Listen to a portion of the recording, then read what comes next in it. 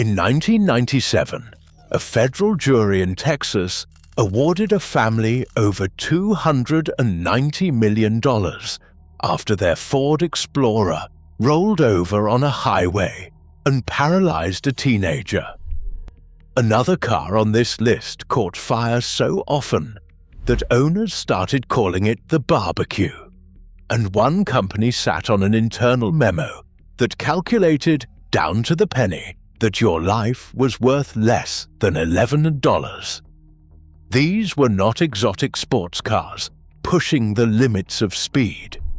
These were family cars, commuter cars, the kind of car your parents drove you to school in, and every single one of them had a fatal flaw the company knew about and chose not to fix. Today we are going through 8 of them. Number 8. Ford Explorer. Between 1990 and 2001, the Ford Explorer was everywhere.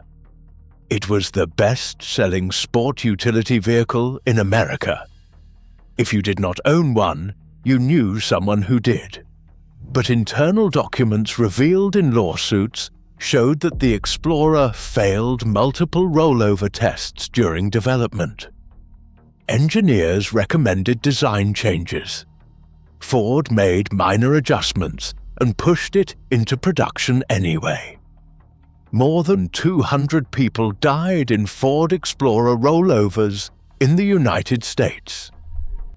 Over 700 were seriously injured. The Washington Post reported that the Explorer had a tire-related accident rate 3 to 4 times higher than comparable sport utility vehicles. When the crisis exploded publicly, Ford blamed Firestone. Firestone blamed Ford. In Venezuela, the Consumer Safety Agency concluded that both companies had met privately to plan how to protect their commercial interests, at the cost of causing harm, destruction, and death. But the next car on our list did not even pretend to be trustworthy. It looked like a mistake from the day it rolled off the line. Number 7. AMC Gremlin. American Motors Corporation was broke. The Gremlin was their desperate attempt to beat Ford and General Motors into the subcompact market. To save time and money, the design team essentially took the AMC Hornet and chopped 1 foot off the rear end. That is not a metaphor. They literally cut it shorter. What came out was cheap, awkward, and incredibly basic, with vacuum-operated windshield wipers that slowed down when you accelerated. The heavy 6-cylinder engine sat up front. The suspension travel in the rear was gone, and the result handled like a shopping cart with a bowling ball in the front. Time magazine later included it on its list of the worst cars ever built. The Gremlin was ugly, but at least it did not win any awards before falling apart. The next car on this list did exactly that. Number 6. Plymouth Volaré. In 1977, the Plymouth Volaré and its twin, the Dodge Aspen, won Motor Trend Car of the Year. Then the engines started stalling. Then the bodies started rusting on cars that were brand new. Then 1,300,000 vehicles had to be recalled in a single year. The Center for Auto Safety gave it the Lemon of the Year award. Same car. 2 awards. 1 for excellence, 1 for being the worst vehicle on the road. The problems could have been avoided. Chrysler knew the cars needed more development time, but the company was hemorrhaging cash and desperately needed sales, so they launched the cars as fast as possible.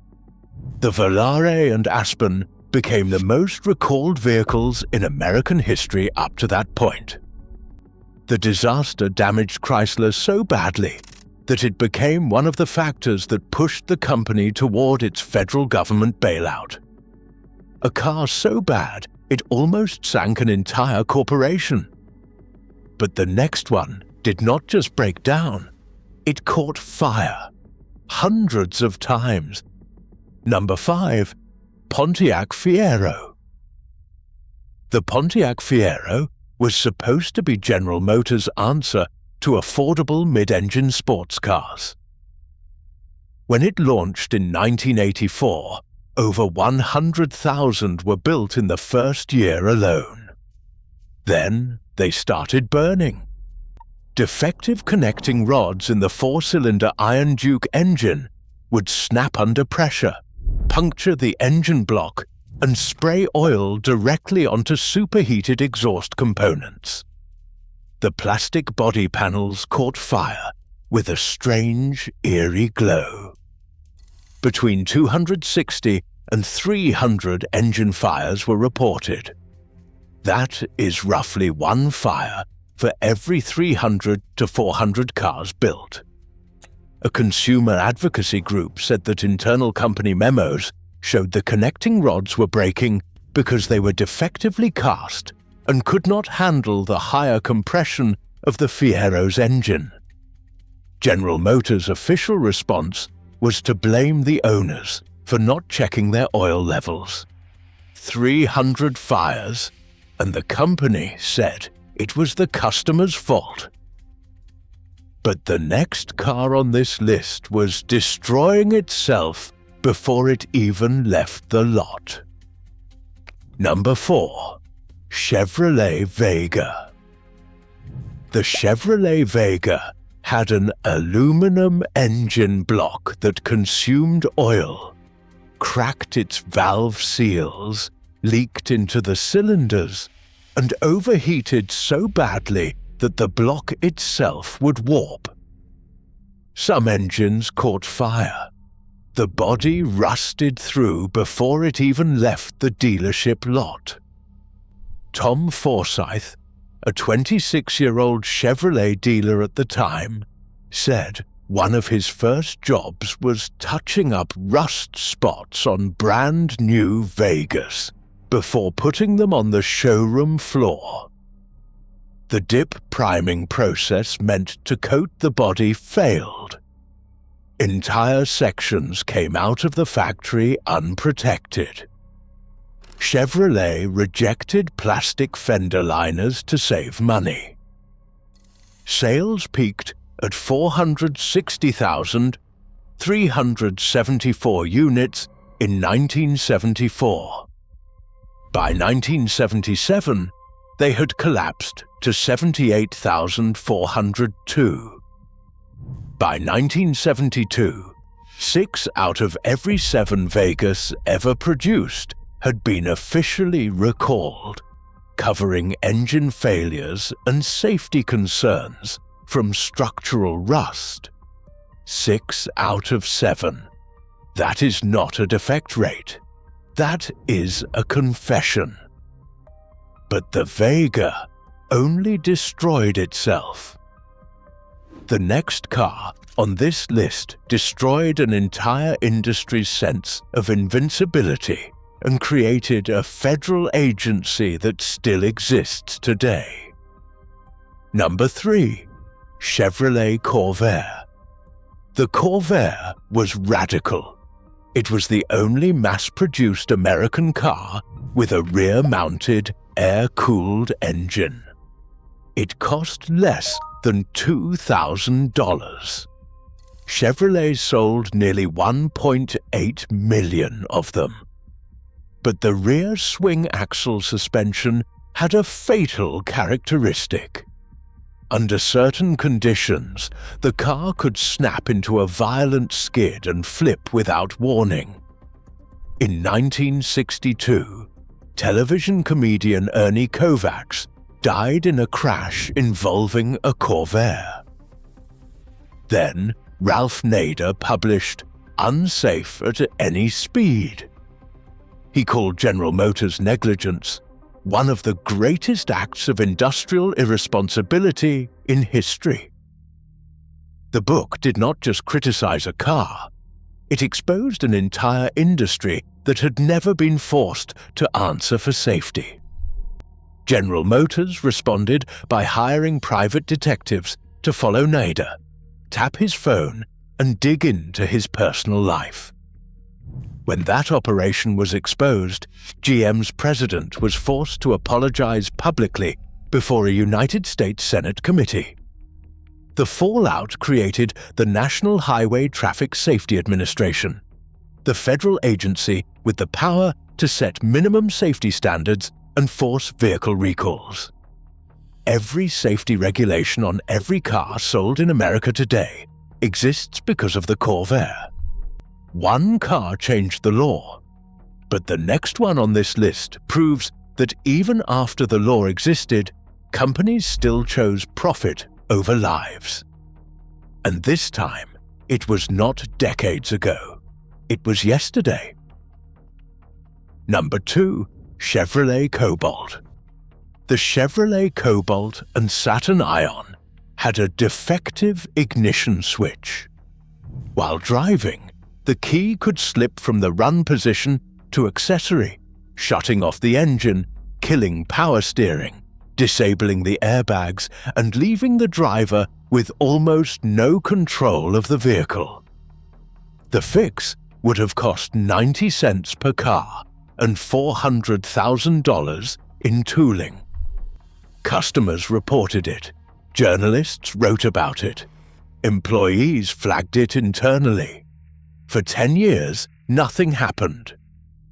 In 2005, engineers inside General Motors proposed a solution.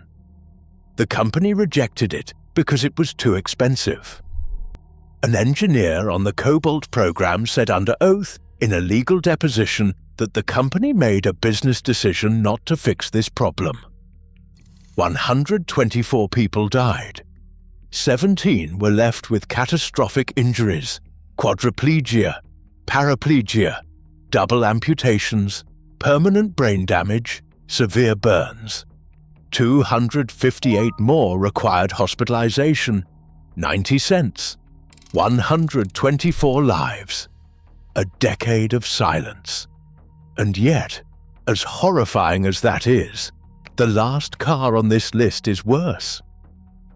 Because the company did not just know about the defect. They wrote a memo calculating exactly how much each death was worth, and they decided the math was on their side.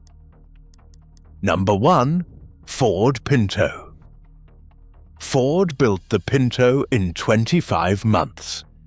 The industry standard was 43. Get a $2,000 car to market before anyone else. Engineers discovered the problem early. The fuel tank, mounted behind the rear axle, was dangerously exposed in rear-end collisions. Even moderate impacts could rupture it, spray gasoline across the passenger cabin, and turn the car into a fireball. Ford considered several fixes. A nylon bladder lining for the tank, $5.25 to $8 per vehicle. Structural reinforcement behind the tank, $4.20. A simple plastic barrier, $2.35. None were implemented. Then came the memo. Ford's internal cost-benefit analysis laid it out in black and white. Fixing the problem across 11 million vehicles would cost $137 million. Not fixing it and paying for the deaths, injuries, and burned-out vehicles would cost $49.5 million. The memo valued each human death at $200,000, each serious burn injury at $67,000. each destroyed vehicle at 700. Ford chose the math. Let them burn. And here is the part that makes it worse. The real cost of fixing each car was not $11. It was closer to $1. The entire analysis was built on inflated numbers to justify doing nothing. Mother Jones magazine attributed between 500 and 900 burn deaths to Pinto collisions. In 1978, Ford finally recalled 1.5 million vehicles. $1. That is what stood between a family and a fireball. And Ford decided it was not worth spending. All 8 of these cars share one thing. The people who built them knew they were dangerous and shipped them anyway. Some hid behind cost-benefit analyses. Others blamed customers. One spent a decade pretending the problem did not exist. And one put a dollar figure on a human life and decided it was too high. The cars are gone. The memos survived. The lawsuits are public record. And the question they leave behind is simple. What happens when a corporation decides your safety is a line item on a spreadsheet?